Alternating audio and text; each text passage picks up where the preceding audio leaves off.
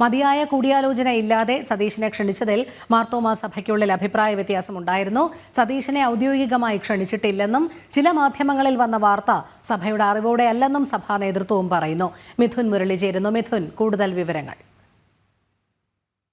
Maramon convention ഫെബ്രുവരി 9-ാം തീയതി തുടങ്ങുകയാണ്. ഏഷ്യയിലെ ഏറ്റവും വലിയ ക്രൈസ്തവ സംഗമം നടക്കുമ്പോൾ അതിലേക്ക് ചില രാഷ്ട്രീയ നേതാക്കളെ ക്ഷണിക്കാറുണ്ട്. നേരത്തെ ശശി തരൂർ അടക്കമുള്ള കോൺഗ്രസ് നേതാക്കൾ കഴിഞ്ഞ മുൻ വർഷങ്ങളിലെ മാരാമൺ കൺവെൻഷനിലെ യുവജന സഖ്യത്തിന്റെ യുവജന വേദിയിൽ പ്രസംഗിക്കാൻ എത്തുകയും ഒക്കെ ചെയ്തിരുന്നു. ഈ ഒരു ഔദ്യോഗികമായിട്ടുള്ള ക്ഷണം ലഭിക്കുന്നതിന് മുൻപ് തന്നെ ക്ഷണിക്കപ്പെടുന്ന വ്യക്തികളുടെ രാഷ്ട്രീയ സാംസ്കാരിക രംഗത്തെ പ്രമുഖരുടെ പട്ടിക മാരാമൺ കൺവെൻഷനുമായി ബന്ധപ്പെട്ട് സമർപ്പിക്കുക. അതിന് പിന്നീട് സഭയുടെ അധ്യക്ഷൻ തിയോഡോഷ്യസ് മാർത്തോമാ മെത്രാപ്പോലീത്ത അംഗീകാരം നൽകുകയും ചെയ്യുമ്പോഴാണ് ഇവരെ ക്ഷണിക്കപ്പെട്ട അതിഥികളായിട്ട് അവിടെ എത്തി പ്രസംഗിക്കാനുള്ള അവസരം ഉണ്ടാകുന്നത്. ഇങ്ങനെ ഉള്ള ആളുകളുടെ ഒരു പട്ടികയിൽ വി.ഡി. സതീശനെയും ഉൾപ്പെടുത്തിയിരുന്നു. പക്ഷേ ഈ വി.ഡി. സതീശന്റെ പേര് ഈ ഒരു പട്ടികയിൽ ഉൾപ്പെടുത്തിയതിന് തൊട്ട് പിന്നാലെ തന്നെ പല മാധ്യമങ്ങളിലും വി.ഡി. സതീശൻ മാർത്തോമാ സഭയുടെ പരിപാടിയിൽ പങ്കെടുക്കുന്നു, ഈ മാരാമൺ കൺവെൻഷനിൽ പങ്കെടുക്കുന്നു, അത് മാർത്തോമാ സഭയ്ക്ക് കോൺഗ്രസുമായി അടുക്കുന്നതിനുള്ള ഒരു ഫലമായിട്ടാണ് വി.ഡി. സതീശൻ പ്രവർത്തിക്കുന്നത് അടക്കമുള്ള ചില മാധ്യമ വാർത്തകൾ വ്യാപകമായി പ്രചരിപ്പിക്കപ്പെടുകയും ചെയ്തിരുന്നു. പക്ഷേ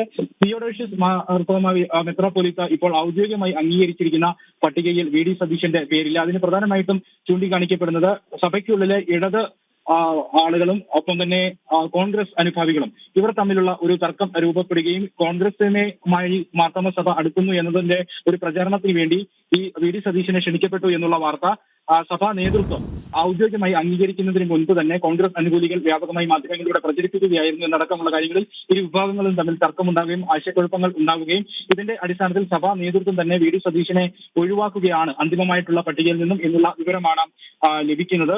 ഈ ഫെബ്രുവരി 15-ന് നടക്കുന്ന യുവവേദിയുടെ പരിപാടിയിലാണ് വി.ഡി. സതീശനെ പങ്കെടുപ്പിക്കാൻ നേരത്തെ തീരുമാനിച്ചിരുന്നത്. ഇത് വി.ഡി. സതീശനെ അറിയിക്കുകയും ചെയ്തിരുന്നു. അതിന് തൊട്ട് പിന്നാലെയാണ് പല മാധ്യമങ്ങളിലും മാർത്തോമാ സഭയും വി.ഡി. സതീശനും കോൺഗ്രസും തമ്മിൽ അടുക്കുന്നതിന്റെ സൂചനകൾ വരുന്നു എന്നടക്കമുള്ള വാർത്തകൾ പ്രചരിപ്പിക്കുകയും ചെയ്തത്.